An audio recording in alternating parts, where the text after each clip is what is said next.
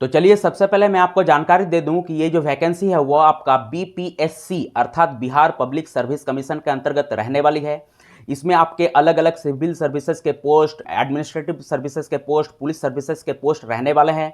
कुल याद रखिएगा टोटल आपका 1957 पोस्ट पे जो आपका वैकेंसी रहने वाला है बीपीएससी की तरफ से अलग अलग पोस्ट पे। ठीक है, कैटेगरी वाइज अगर हम लोग देखें तो याद रखिएगा जनरल में 1082 पोस्ट है, ओबीसी में 315 पोस्ट है, ईओबीसी में 427 पोस्ट है, फीमेल ओबीसी में 59 पोस्ट है, ईडब्ल्यूएस में 246 पोस्ट है, एससी में 403 पोस्ट है और एसटी में आपका 22 पोस्ट है। तो इन सभी कैटेगरी वाइज पोस्ट को अगर मिलाएं तो इसमें अलग अलग पोस्ट पे अलग अलग वेरियस पोस्ट पे आपका जो है 1957 पोस्ट पे जो आपका वैकेंसी रहने वाली है बीपीएससी की तरफ से आपका निकला हुआ, याद रखिएगा। ठीक है, चलिए आप बात कर लेते हैं इसका ऑफिशियल वेबसाइट का। तो इसका ऑफिशियल वेबसाइट आपका है bpsc.bih.nic.in।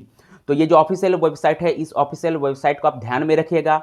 आपको इसी ऑफिशियल वेबसाइट के इस भर्ती से जुड़ा हुआ टोटल जानकारी मिल जाएगा। फ्यूचर में अगर किसी भी तरह का कोई इन्फॉर्मेशन आता है रिगार्डिंग इस जॉब का तो आपको वो भी आपको इसी ऑफिशियल वेबसाइट पे मिल जाएगा कंप्लीटली। ठीक है, और अगर आप इसमें ऑनलाइन आवेदन कीजिएगा तो ऑनलाइन आवेदन करने के लिए भी आपको इसी ऑफिशियल वेबसाइट पे जाना पड़ेगा। तो ये जो ऑफिशियल वेबसाइट मैंने बताया आपको वो आपको ध्यान में रखना पड़ेगा अगर आप इसमें आवेदन करने के इच्छुक है। ठीक है, चलिए आप बात कर लेते हैं इसका अप्लाई डेट का। तो देखिए इसका ऑनलाइन एप्लीकेशन आपका 28 सितंबर से स्टार्ट हो जाएगा और इसमें आवेदन करने का लास्ट डेट आपका 18 अक्टूबर 2024 रहने वाला है। और मोड ऑफ एप्लीकेशन आपका ऑनलाइन रहने वाला है, यानी ऑनलाइन मोड पे आपको इसमें आवेदन करना पड़ेगा। चलिए अब बात कर लेते हैं क्वालिफिकेशन का। तो याद रखिएगा इसमें किसी भी मान्यता प्राप्त विश्वविद्यालय से किसी भी स्ट्रीम से, चाहे आर्ट्स से हो, साइंस से हो, कॉमर्स से हो, अगर आप ग्रेजुएट है, आपका अगर स्नातक पास है तो आप इसमें आवेदन कर सकते हैं। यानी अलग अलग स्ट्रीम, कोई भी स्ट्रीम चलेगा, आर्ट्स वाले, साइंस वाले, कॉमर्स वाले सभी इसमें आवेदन कर सकते हैं। तो स्नातक पास वाले इसमें आवेदन कर सकते हैं। ठीक है, चलिए आप बात कर लेते हैं इसका प्रीलिम्स का जो एग्जाम होगा वो याद रखेगा आपका 17 नवंबर 2024 को होने वाला है। यानी इसका प्री एग्जाम आपका 17 नवंबर 2024 के अनुसार होने वाला है।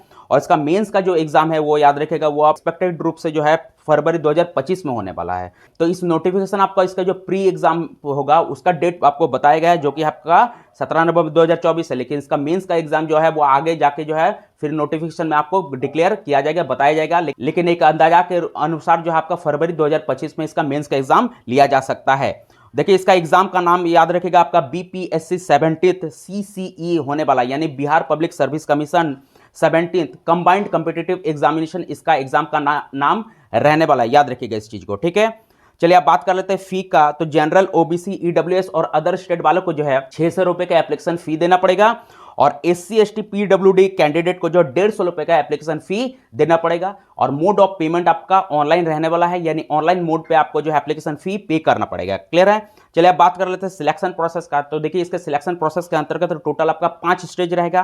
पहले इसका जो प्रिलिमिनरी एग्जाम होगा, फिर प्रिलिमिनरी एग्जाम को जो क्वालिफाई करेगा उसके बाद उसका मेंस एग्जाम लिया जाएगा, फिर मेंस को जो क्लियर करेगा फिर उसका जो इंटरव्यू होगा, इंटरव्यू को जैसा ही क्लियर करेगा फिर उसका डॉक्यूमेंट्स वेरिफिकेशन और मेडिकल होने वाला है। और इसमें आपको हर एक स्टेज को क्वालिफाई करना पड़ेगा, यानी इसके प्रिलिमिनरी एग्जाम को अगर आप क्वालिफाई कीजिएगा, पास कीजिएगा, तभी आपको मेंस के लिए बैठने के लिए मिलेगा। फिर मेंस के एग्जाम को जैसे क्लियर कीजिएगा फिर आपको जो इंटरव्यू के लिए बुलाया जाएगा, फिर इंटरव्यू को क्वालिफाई अगर कीजिएगा तभी आपका डॉक्यूमेंट्स वेरिफिकेशन और मेडिकल टेस्ट होगा एंड देन आपका जो है इसमें ज्वाइनिंग होगा। तो सबसे इंपॉर्टेंट बात है कि इसमें आपको हर एक स्टेज को क्लियर करना पड़ेगा। तो अभी जो ये नोटिफिकेशन मैं बता रहा हूं, ये नोटिफिकेशन आपका इसके प्रीलिमिनरी एग्जाम से रिलेटेड है। जब प्रीलिमिनरी एग्जाम हो जाएगा तो उसके बाद जो है फिर नोटिफिकेशन आएगा, फिर उसके मेंस के एग्जाम से रिलेटेड जो है नोटिफिकेशन जारी किया जाएगा। ठीक है, चलिए अब बात कर लेते हैं इसका जो प्रीलिमिनरी एग्जाम होगा वो किस एग्जाम पैटर्न पे होगा। तो याद रखिए इस प्री एग्जाम में आपका टोटल जो क्वेश्चंस रहेंगे वो आपका 150 रहने वाला है और हर एक क्वेश्चंस आपका 1-1 मार्क्स का रहने वाला है। तो उस हिसाब से इस प्री एग्जाम में आपको जो है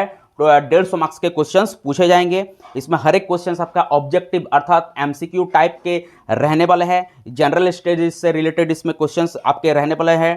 टाइम आपको 2 घंटा का दिया जाएगा इसमें, और इसमें आपका नेगेटिव मार्किंग 1/3 रहने वाला है, यानी 3 क्वेश्चन गलत कीजिएगा तो आपसे 1 मार्क्स काट लिया जाएगा। तो सबसे इंपॉर्टेंट बात है कि इसके प्री एग्जाम में आपका नेगेटिव मार्किंग रहने वाला है। तो हर एक क्वेश्चंस को जो है आप केयरफुली, सावधानीपूर्वक, ध्यान से जो है अटेम्प्ट कीजिएगा, क्योंकि अगर आप गलत बना दीजिएगा तो आपसे का नंबर जो है कटने का जो है वो चांस रहेगा। ठीक है, तो नेगेटिव मार्किंग इसमें 1/3 रहने वाला है। इसका जो मेरिट लिस्ट बनेगा वो आपका प्री, मेंस और इंटरव्यू में मार्क्स के बेसिस पे आपके बनने वाला है। ठीक है। चलिए अब एज का बात कर लेते हैं। तो देखिए इसमें आवेदन करने के लिए जो मिनिमम एज है वो आपका 20 साल, 21 साल और 22 साल आपका जो है अलग अलग पोस्ट वाइज रहने वाला है। और मैक्सिमम एज का अगर बात करें तो 37 साल आपका मेल के लिए रहने वाला है और 40 साल आपका फीमेल के लिए रहने वाला है। और एज का जो कैलकुलेशन होगा वो आपका 1 अगस्त 2024 के अनुसार होने वाला है।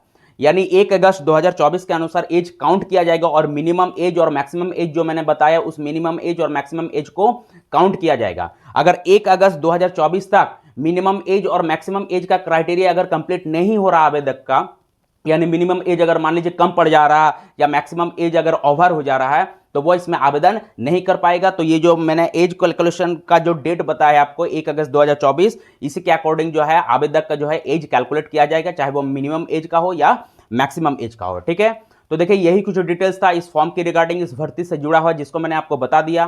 तो चलते चलते आपसे बस इतना ही रिक्वेस्ट है कि अगर आप हमारे चैनल में नए हैं तो रोजाना नए नए लेटेस्ट अपडेट प्राप्त करने के लिए हमारे इस चैनल को सब्सक्राइब कीजिए। तो चलिए मिलते हैं नेक्स्ट वीडियो में, तब तक के लिए जय हिंद।